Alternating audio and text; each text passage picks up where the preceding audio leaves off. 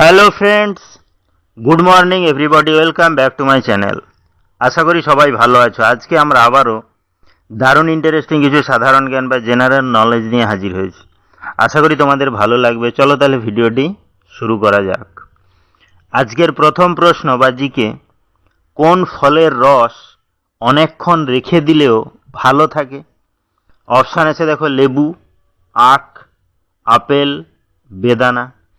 অর্থাৎ ফল বা ফ্রুটস কিন্তু শরীরের পক্ষে খুবই প্রয়োজনীয় এবং গুরুত্বপূর্ণ, এবং আমরা বিভিন্ন ধরনের ফল খেয়ে থাকি, অনেকে আবার ফলের জুস খেয়েও থাকি। কিন্তু এমন কি কোনো ফলের নাম আমাদের জানা রয়েছে যে ফলের রস অনেকক্ষণ রেখে দিলেও ভালো থাকে, অর্থাৎ নষ্ট হয় না? চলো তাহলে আজকে আমরা সেটি জেনে নিই।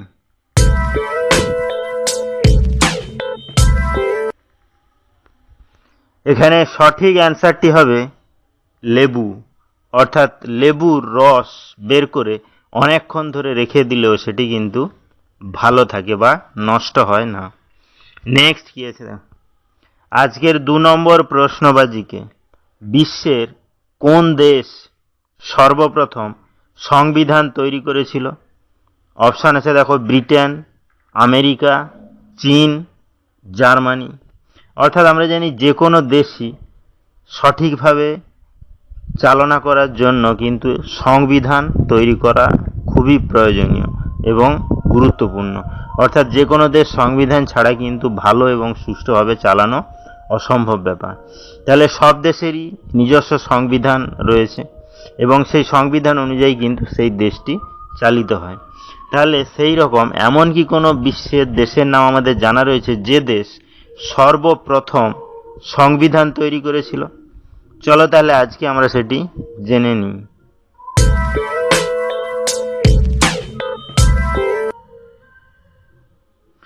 এখানে সঠিক অ্যান্সারটি হবে আমেরিকা। অর্থাৎ সংযুক্ত আমেরিকা বা আমেরিকা দেশই কিন্তু বিশ্বে সর্বপ্রথম সংবিধান তৈরি করেছিল। নেক্সট কি আছে দেখো, আজকের 3 নম্বর প্রশ্নবাজিকে, রান্নার জন্য ব্যবহৃত খুব ভালো মানের কয়লা ভারত কোন দেশ থেকে নিয়ে আসে? অপশান আছে দেখো, পাকিস্তান, চীন, অস্ট্রেলিয়া, আমেরিকা। অর্থাৎ আমরা জানি রান্নার জন্য কিন্তু বিভিন্ন ধরনের জ্বালানির সাহায্যে আমরা রান্না করে থাকি। অনেকে কাঠের সাহায্যে রান্না করে, গাছ থেকে যে কাঠ পাই সেই কাঠের সাহায্যে রান্না করে, আবার অনেকে কিন্তু কয়লা থেকেও রান্না করে। এবার সেই কয়লার বিভিন্ন ধরনের ভাগ রয়েছে, তার মধ্যে যেটা একেবারে ভালো মানের কয়লা সেইটি ভারত রান্নার জন্য ব্যবহার করে, সেটি কোন দেশ থেকে নিয়ে আসে সেটি কি আমাদের জানা রয়েছে? চলো তাহলে আজকে আমরা সেটি জেনে নিই।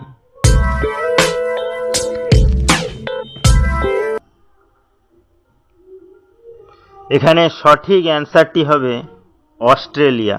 অর্থাৎ রান্নার জন্য ব্যবহৃত খুব ভালো মানের কয়লা ভারত অস্ট্রেলিয়া দেশ থেকে কিন্তু নিয়ে আসে। তাহলে ভিডিওগুলো যদি ভালো লাগে চ্যানেলটিকে অবশ্যই সাবস্ক্রাইব করবে, লাইকস করবে, কমেন্টস করবে ও ফ্রেন্ডদের শেয়ারও করবে। কারণ প্রতিদিন এইরকম ইন্টারেস্টিং ভিডিও পেতে গেলে চ্যানেলটিকে অবশ্যই সাবস্ক্রাইব করতে হবে। নেক্সট কি আছে দেখো, আজকের 4 নম্বর প্রশ্নবাজিকে, ভারতের সবচেয়ে দূষিত শহর কোনটি? অপশান আছে দেখো, পাটনা, মুম্বাই, কানপুর, দিল্লি। অর্থাৎ আমরা জানি ভারতে বিভিন্ন শহর অবস্থিত এবং সেই শহরগুলো কেন্দ্রিক সাধারণত বিভিন্ন ধরনের কলকারখানা এবং শিল্প গড়ে ওঠে, এবং যেখানেই কিন্তু কলকারখানা বা শিল্প প্রতিষ্ঠান গড়ে ওঠে সেখানের আশেপাশে পরিবেশ কিন্তু খুবই বিষাক্ত হয় বা সবচেয়ে দূষিত হয়ে যায়। কারণ কলকারখানা বা শিল্পের চিমনির ধোঁয়া থেকে বিভিন্ন ধরনের বিষাক্ত গ্যাস পরিবেশে ছড়িয়ে বায়ুকে কিন্তু সবচেয়ে বেশি দূষিত করে তোলে। তাহলে ভারতের সবচেয়ে দূষিত শহরের নাম কি আমাদের জানা রয়েছে? চলো তাহলে আজকে আমরা সেটি জেনে নিই।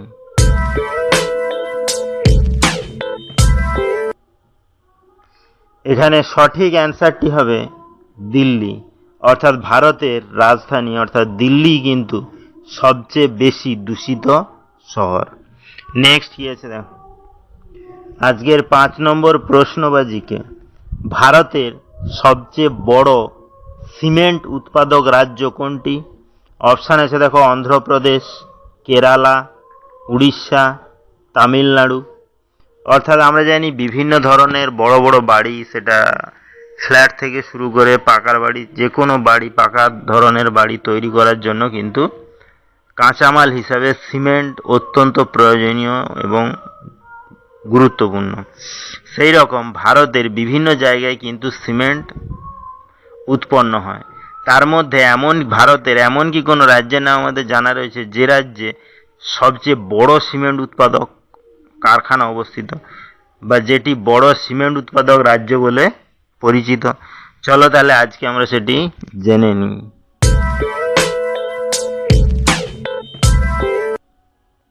এখানে সঠিক অ্যান্সারটি হবে অন্ধ্রপ্রদেশ। অর্থাৎ ভারতের অন্ধ্রপ্রদেশ রাজ্যেই কিন্তু সবচেয়ে বড় সিমেন্ট উৎপাদক কারখানা বা শিল্পটি অবস্থিত। নেক্সট ইয়েছে আজকের 6 নম্বর প্রশ্ন বা জিকে। পোলিও রোগে শরীরের কোন অঙ্গ প্রভাবিত হয়? অপশান আছে দেখো, হৃৎপিণ্ড, লিভার, ফুসফুস, মস্তিষ্ক। অর্থাৎ পোলিও কিন্তু একটি খুবই ভয়ানক টাইপের রোগ শিশুদের ক্ষেত্রে। আগে এই রকম রোগে কিন্তু খুবই মানুষ মারা যেত, যতদিন পর্যন্ত না পোলিওর টিকা বা ভ্যাকসিন আবিষ্কার হয়নি। কিন্তু পোলিওর টিকা বা ভ্যাকসিন আবিষ্কারের পরে কিন্তু আর কেউ মারা যায় না, শরীর অসুস্থ হয়ে যেতে পারে। তাহলে সেই পোলিও রোগে যখন শরীরে আক্রান্ত হয়, শরীরের কোন অঙ্গ অসুবিধা হয় বা কোন অঙ্গ প্রভাবিত হয় রোগে, সেটি কি আমাদের জানা রয়েছে? চলো তাহলে আজকে আমরা সেটি জেনে নিই।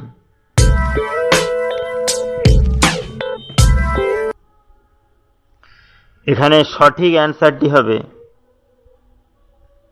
লিভার। অর্থাৎ পোলিও রোগে শরীরের লিভার কিন্তু আক্রান্ত হয় বা লিভার খুবই ক্ষতিগ্রস্ত হয়ে যায়। নেক্সট ইয়েছে আজকের 7 নম্বর প্রশ্নবাজিকে। বিশ্ব এইডস দিবস কবে পালিত হয়? অপশান আছে দেখো, 1 ডিসেম্বর, 5 সেপ্টেম্বর, 14 ফেব্রুয়ারি, 8 জুন।